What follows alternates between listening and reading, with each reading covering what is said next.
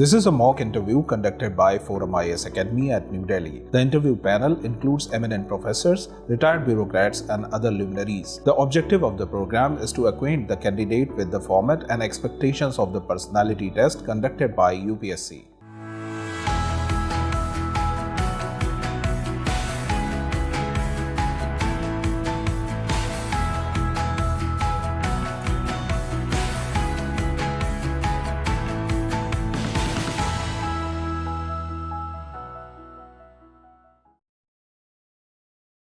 Sir, may I come in? Please come in. Good morning, sir. Take your seat. Neha Patil Yes, sir. Nandkumar. Nandkumar is your surname? My father's name. Okay. You're from Mumbai, Maharashtra. Anthropology is your option. You've done BE. What is the difference between B.Tech and BE? Sir, Bachelor of Engineering and Bachelor of Technology, the difference lies in the application of it. B.Tech is more application oriented with current applications in the industry, and BE is more theoretical in nature. BE in Electronics and Telecommunications from Sardar Patel Institute of Technology. This is in Mumbai only? Yes, sir. Okay. And also MBA from IIM Calcutta. Yes, sir. You worked as a management trainee in L'Oreal, India Yes, sir. for a year, 1 Yes, year. sir. Before that, you worked as an analyst in fractal analytics. Okay, for 1 year. Listening to podcast on nutrition, and you were the best intern at L'Oreal India, best presenter award in Mahindra case competition. Can you elaborate what kind of presentation you had given, and what is this Mahindra case? Sir, in the B school, we had a case competition where Mahindra floated a case study on how they can increase revenues for their tourism industry. So our case was related to that, and our solution centered around how they should diversify their product offering, try to incorporate more of the marriage market onto their properties so that they can leverage the extra revenues from there. Okay. And you have given first preference as the Indian Foreign Service. Yes, sir. Any particular reason for doing that? So primarily my inclination towards foreign affairs, world affairs, and my liking of foreign policy and how it's conducted in the world. So that has been a primary motivator for me to choose IFS. Okay. If I say that the foreign policy of our country has failed on the following counts. Number 1, Maldives. The way the ministers criticized our Prime Minister, they asked our forces to get away from there. And secondly, Canada. One person was killed, and India is being accused of doing that. US, Pannu attempt to murder him. How would you react to these accusations on foreign policy? Sir, I don't see it as an abject failure of our foreign policy. I see it as challenges that we normally encounter, and with respect to Maldives, the challenge is because of the role that China plays in the neighborhood. That has strengthened Maldives to talk against India and be against India. With regards to Canada, it is also domestic politics which is promoting Canada to talk in a certain way. So I believe our foreign policy is on the right track, and these are minor challenges that we face along the way. Okay. Our foreign minister was in Munich recently. Are you aware of that? Yes, sir. He attended the Munich Security Conference. And in a press conference, in a context, he said we are not anti-West, we are non-West. What did he mean by non-West? So anti-West is a stand which is seen more in China context, where China sees everything as anti-West. We have taken a stance which is divergent from that, and by non-West he means that India seeks to observe strategic autonomy, that it will take its side based on the case in front of it rather than aligning itself with a bloc mentality. So I think that is what he means when he says we are non-West and not anti-West. Very good. Absolutely correct. He was also asked questions on why you are importing oil from Russia when a large number of countries have put sanctions against Russia, and the way they are going on with this 2-year war. He was asked a question. Now, if you remember his reply, okay. If you don't, what is your own opinion? Sir, I do remember his reply. It was a very witty one where he highlighted the hypocrisy of West, who highlights more oil in one afternoon than what India does in one entire month. So that highlighted their hypocrisy. And secondly, India has very stable ties with Russia, and I think the West understands the kind of situation that India is given its neighborhood. So India highlighted its own complications and its own compulsions when it came to buying oil from Russia. And obviously the hypocrisy factor was highlighted by the external affairs minister. But at the same time, it is also being said, and it is true, that China is cozying up to Russia. Now, if China and Russia become good friends, how is it going to impact our situation? So China and Russia are aligning together on many aspects, and one reason for that is because of the Western sanctions in Russia, which has led Russia in the camp of China. However, I do not see it as a major challenge for India, primarily because of India's strong ties with Russia, and this can help Russia be a mediator between India and China, where it can make China understand our case. Even India, Russia and China together are in an BRICS alliance. So I see a future for all three of them to align on cooperative agendas such as the environment and nuclear non-proliferation. Okay, thank you. Neha Patil. Yes, sir. Earlier, Gujarat and Maharashtra were together. Yes, sir. Now they are separate. In Gujarat, and earlier also and now also, the name of the father is taken first. Here it is taken little after. It was there when they were together and now. So when they were together, so it was not a same cultural aspect for both the regions. So given the proximity of the two regions, there are many cultural similarities that we observe. However, the division was done on linguistic basis, which was a strong demand from both the areas, and that is why in 1960, Maharashtra and Gujarat were bifurcated. Okay, good. And you were just saying something about Canada. The Honorable Chair just said that we are on the failure side.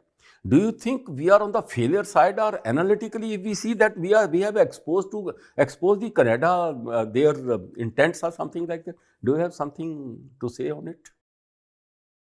Sir, I do agree with your perspective that India has exposed how Canada has behaved in the situation.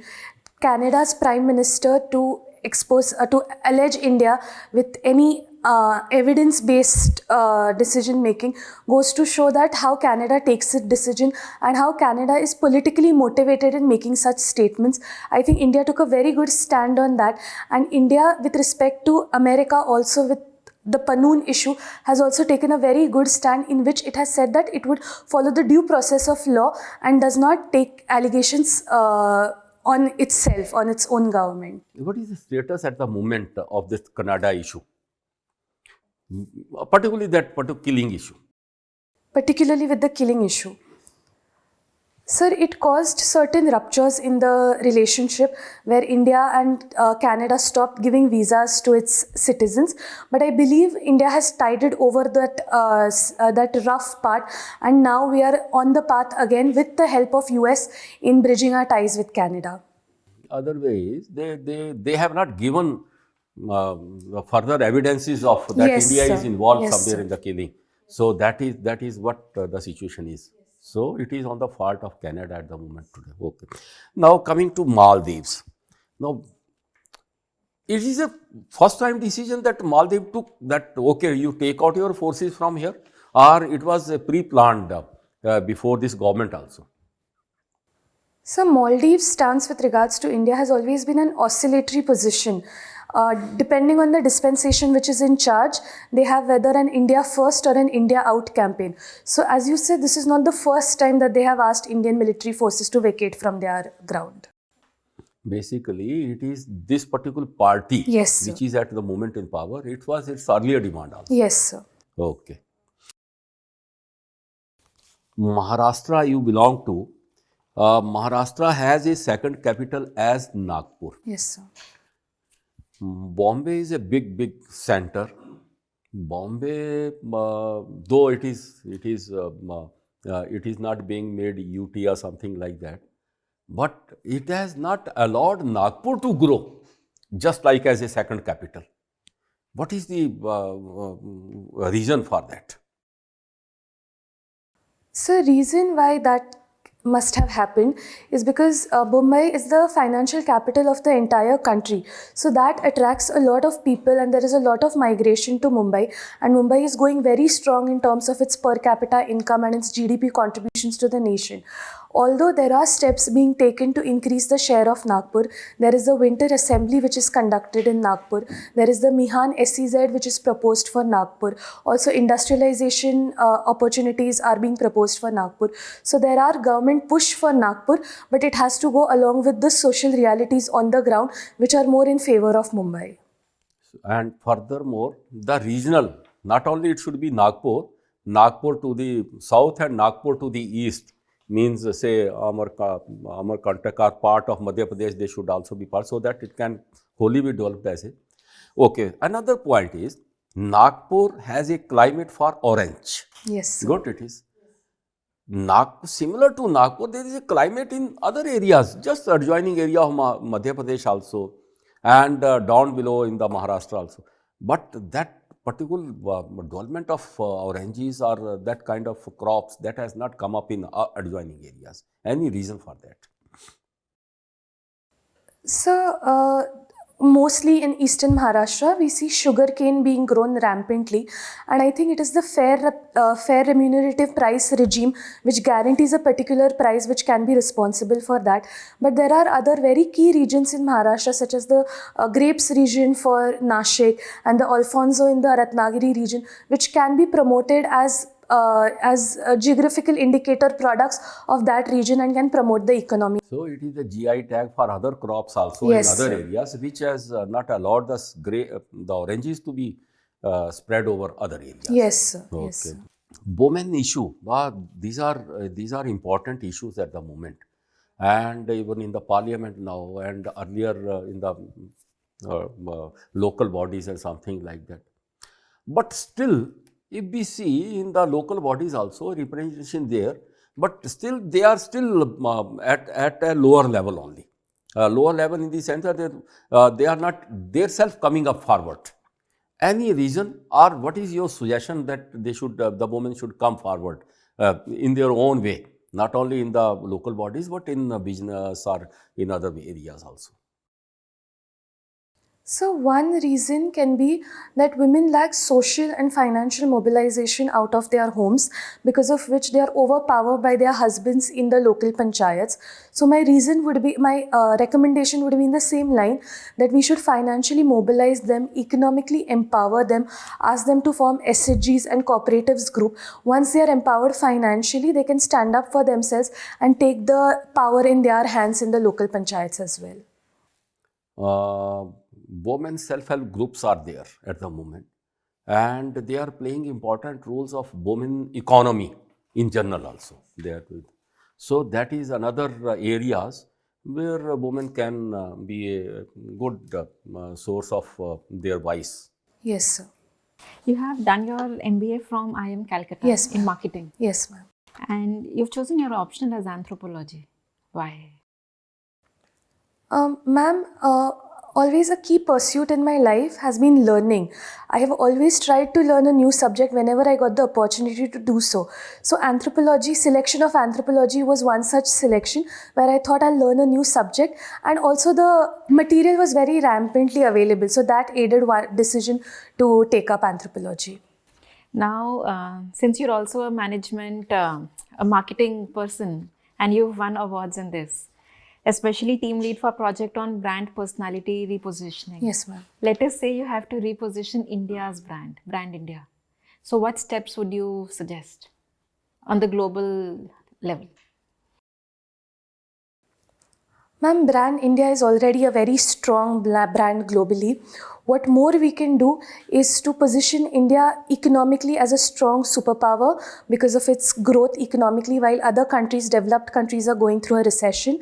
A strong place for financial investments. Even in terms of defense, our defense exports are doing very well, and we have a good industry for defense production. I think that is where militarily we can project brand India as a strong brand, and politically also our internal cohesion is very well. So I think that can also add to brand India and its investments that the other global countries can do. Okay. Now, let's say you get selected, you're the IAS. So what are two focus areas that you would work on in your district? Ma'am, one would definitely be women empowerment, to look into their education, and secondly would be child health and their nutrition parameters. And when you say education of women, Yes, the dropout rate is high, the enrollment rate of women in education, the female literacy rate is low. What are the challenges and how will you change it in your district? Ma'am, the challenges emerge from a very early age for a woman when there are gender stereotypes and she is discouraged to take up more options outside home. So, as a DM in my district, I would try to talk to the gatekeepers of the society, the ones maybe who are restricting women's education in that area. I would talk to them, I would convince them, and obviously get in more state programs and see to it that they are penetrated well on the ground so that more women and more girls are retained in education rather than them dropping out. Can you tell me that you've also written in your hobbies using personal knowledge management system for increasing productivity? Can you mention few personal knowledge management systems that you used? Ma'am, these are applications that I use in my daily life, such as Notion, Obsidian, Evernote, and OneNote. So these are just tools which we use to make our life easy. Yes, ma'am. Then how is it a hobby? Ma'am, I like creating a dashboard of sorts where I can measure my key performance matrix, how much I've studied, how much time I'm spending in productive activities, what is my physical level, how much am I spending time with my family. This all can be tracked and that helps me with my productivity.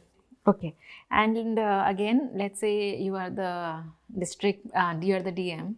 How do you use these personal knowledge management systems? How will you create awareness and help others to utilize these?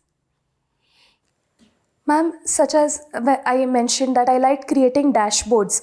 So these dashboards can help keep key stakeholders on the same page. Everyone knows what the progress is. It can help others participate in the process because there'll be promotion of transparency. And also things can go according to plan and we can measure what time, how productive the projects are. Are you familiar with the term ERP? Enterprise Resource Planning? No, ma'am. No. My last question to you is college representative for Conference on Women in Science. Why is the women representation in science? Again, you discussed women empowerment. So women representation in science is also very low, especially in higher education. Ma'am, a lot of women, especially after their primary education, drop out because of their family responsibilities and gender stereotypes. Also, I see on ground there is a lack of role models and lack of encouragement or mentorship activities which are connected to women on ground to encourage them to take up STEM related courses. However, I would like to mention that in the recent interim budget, it was mentioned that 43% of women now are a part of STEM. So I think that also shows a promising trend in India. Can you mention any 3 women who are known in the field of science? Ma'am, Dr. Tessie Thomas, who was the project director for the Agni missile, Dr. Rohini Godbole, who was related to plant cytogenics and study related to that, and Dr. Indira Hinduja, who was who produced the first test tube baby in India and had a key role to play in assistive reproductive technologies. Thank you, ma'am. Okay, Neha. So a lot of talks are going on about Maratha reservation. So how do you perceive it? So currently the status is that the government has granted 10% reservation to Marathas. However, I believe the problem runs much deeper than giving simply reservation. There has been a stagnancy in agricultural growth from where the Marathas mainly come from. So I think there are problems in our agricultural area and economy that we need to solve, and then maybe reservation can be looked into. Okay. So many people who are belonging to Uttar Pradesh and Bihar, they are also facing problems in agriculture. So do they demand reservation too? Sir, in the northern side, currently I have observed that there are other demands by the agriculturalists, such as the farmer protest which is taking place and legalization of MSP. So the deep issue here is agriculture and its non-remunerative nature currently and lack of growth, which we need to focus on. But if government is, granting MSP on more crops, it will benefit the farmers from Central India as well as South India too. Then why do South Indian farmers and Central Indian farmers are not coming up for raising such kind of issues rather than raising issues for the reservations and all this stuff? So reservation issue can be because they see themselves less represented in the educational and the job opportunities of the government, and as per why they are not a part of the current government protest, I think a lot of MSP benefits go towards the northern farmers, and the crops in the southern region are not mainly wheat and rice specific, and that is the reason why their demand for MSP is not very strong. What is the unemployment ratio of Maharashtra? Sorry sir, currently I'm not aware. All right. So your optional is anthropology. Yes sir. Do you know what is paleogenomics? So paleogenomics is the study of genomic data from the archaeological finds of Paleolithic age. Okay, and tell me one thing, why Neanderthals vanished from Earth? So there are a few reasons which are touted as the reasons for their vanish. One can be competition with Homo sapiens, competition for food and shelter. There is also a theory that they merged with the Homo sapiens, and over time their DNA was carried forward, which is found in the current genetic studies. And also it is said that change in the environment and climate change was the reason why they could not adapt to the warmer climates later in time, and that is one reason why they vanished. Okay, it has been seen that most of the time after evolution, our brain size getting smaller after the years have been passed. Why is it so? Sir, over the time, our evolutionary journey, it has been seen that the brain size has increased, but in the current situation, certain places there have been news of brain size decreasing. That can be because of the way we are using our brains currently. Certain areas are used more, and can also be a nutrition factor where the nutrition is not adding to brain development anymore. Okay, so you have been analyst in Mumbai. What is fractal analysis? So Fractal Analytics is the company in which I was employed as a data analyst. No, actually there is a term also, fractal analysis. Yes, sir. What is fractal analysis? Sir, fractal I know is a self-recurring design which viewed on a zoomed out level also represents itself, but I don't know what exactly is fractal analysis. All right. Tell me, Why do we need schemes like Swachh Bharat Mission? Can't we do it on our own? Why do we need all the time certain kind of schemes? Like in Japan, most of the time we see that the people are keeping their houses clean, as well as their yards also clean, and they are actually cleaning the neighbor's house also.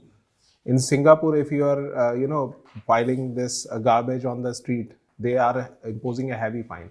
But in India, what we are seeing is that most of the time we are cleaning ourselves, our homes clean, but we are piling garbage on the streets. Why this tendency is among Indians? Sir, I am unaware of why this tendency can be there, but why the government is doing it is because it wants to nudge the people in the right direction. They want a behavioral change which is motivated from the people rather than the government incentivizing do this so that you get X benefits. So that is the key motivator behind Swachh Bharat mission, for people to look at themselves as a part of a community rather than isolated parts and looking just into their homes. But after this mission also, or after these schemes also, some states are doing very good. For an example, in MP, Indore is doing good in terms of cleanliness, while Mumbai, Delhi, they are not, getting that much benefit from the scheme, or they are not very much, clean. What is the reason behind that? So recently I read a report which said that there has been a ground implementation of toilets everywhere. However, that has not been turned into a behavioral change of people. There are many household constraints and many cultural constraints such as norms of purity and who else might be using the bathroom, which is stopping people from using these common toilets. So I think that can be a reason in certain pockets of the country which is stopping us from achieving overall sanitation measures. Okay, my last question. Development versus environment. Which will you take? So I don't think we can choose one side. I think we have to balance both the sides as we go along, and choosing one side would be injustice towards the other side. So I cannot choose one. Side is being chosen by government. As far as the Uttarkashi tunnel collapse was there, Char Dham project was there. Development is being chosen by over environment and ecology. How do you see it? So the government is choosing development because of the vast number of people that we have in India and the unemployment rates. However, we are not leaving environment behind while we are doing it. We are encouraging environmental impact assessment, social impact assessment. So environment is not being left behind in the process. So development is our priority, but we are not alienating environment in the process. Don't you think that is just a paperwork only? No, sir. I believe in our country, institutions like NGT are very strong, which are taking suomoto cognizance of the issues. So I believe environment is also hand in hand with development. All right. Thank you.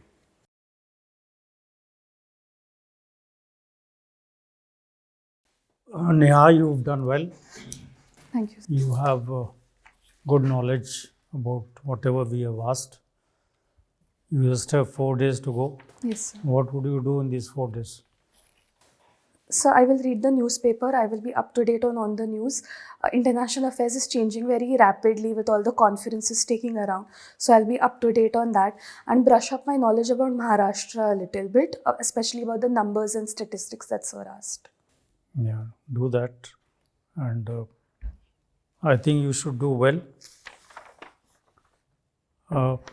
DAF, questions from DAF. A large number of questions are coming. You go through everything you have written in the DAF. Okay, sir. And frame your own questions in the mind. Yes, sir. Prepare answers and that is what we can advise. Okay, sir. You should do well. All the best.